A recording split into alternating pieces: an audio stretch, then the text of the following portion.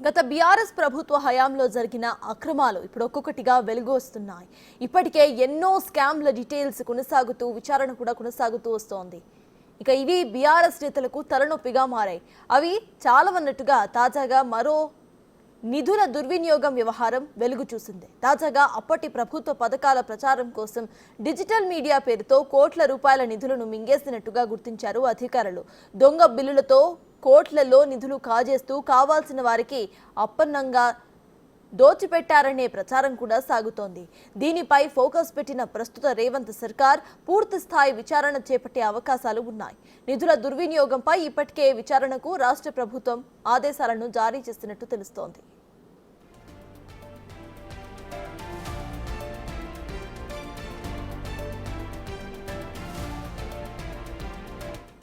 గత ఏడాది అసెంబ్లీ ఎన్నికల నేపథ్యంలో మే 22న జీవో నంబర్ 742 ద్వారా నాటి సర్కార్ 15 కోట్ల రూపాయల నిధులను రిలీజ్ చేసింది. ప్రభుత్వ పథకాల ప్రచారానికి ఈ నిధులను వినియోగించుకోవాలని సూచించింది.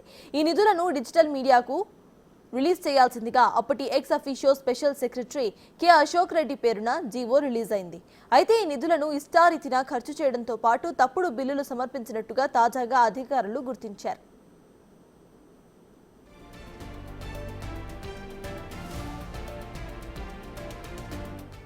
ప్రభుత్వ ఫ్లాగ్షిప్ ప్రోగ్రామ్స్ ప్రచారానికి దాదాపు 15 కోట్ల రూపాయల వరకు వెచ్చించింది గత బీఆర్ఎస్ ప్రభుత్వం. ఇందుకు సంబంధించిన జీవో కాపీ తాజాగా సోషల్ మీడియాలో వైరల్ అయింది. దీనిపై నెటిజన్స్ తీవ్రంగా స్పందించారు. ఈ నిధులు ఏమయ్యాయంటూ ప్రశ్నల వర్షం కురిపించారు. ఎన్నికల సమయంలో పాపులర్ అయిన ఒక పాట కోసం కొంత నిధులను వెచ్చిస్తే మరికొంత నిధులను బీఆర్ఎస్ సోషల్ మీడియా కోసం పనిచేసిన వారికి వినియోగించినట్టుగా ఆరోపణలు వెల్లువెత్తుతున్నాయి. డిజిటల్ మీడియా పేరుతో గత 10 ఏళ్లలో బీఆర్ఎస్ ప్రభుత్వం వందల కోట్ల రూపాయలను కాజేసిందనే విమర్శలు వ్యక్తమవుతున్నాయి. అయితే ఇందులో తప్పే ఉంది. ప్రభుత్వ కార్యక్రమాల ప్రమోషన్స్ కోసం వినియోగించడానికి వెచ్చించారని ఎవరైనా ఎదురు ప్రశ్నించవచ్చు. కానీ అక్కడ అలా జరగకపోవడమే ఈ విమర్శలకు కారణమవుతుంది.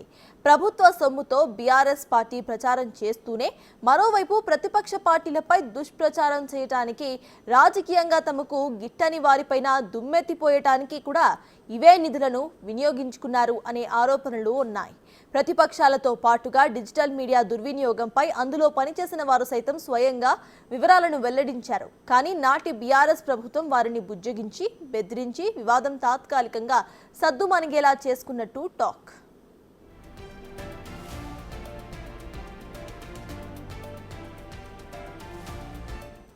మరోవైపు డిజిటల్ మీడియా విభాగం డైరెక్టర్ ఐటీ శాఖలో వివాదాలకు కేంద్ర బిందువుగా నిలిచినట్టు ప్రచారం సాగుతోంది. బీఆర్ఎస్ పార్టీలోనూ ఆయన చేస్తున్న పనులపై తీవ్ర స్థాయిలో ఆరోపణలు, అసంతృప్తి అప్పట్లోనే వ్యక్తమైంది. కనీస పరిజ్ఞానం లేని వారికి, తనకు నచ్చిన వారికి, బంధువర్గానికి వేలల్లో జీతాలు ఇస్తూ ప్రభుత్వ సొమ్మును దుర్వినియోగం చేశారనే ఆరోపణలు ఉన్నాయి.